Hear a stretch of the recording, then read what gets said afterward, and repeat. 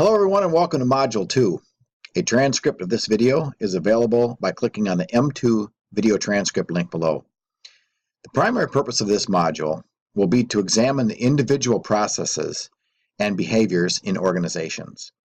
The course competencies addressed in this module are: number 1, examine individual behaviors within organizations.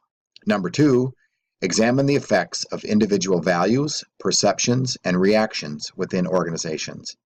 Number 3, analyze the role of motivation in organizations.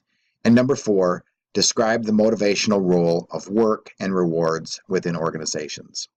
You'll meet these course competencies and accomplish the corresponding learning objectives through assigned readings, conducting research, entering into discussions, and completing various assessment activities.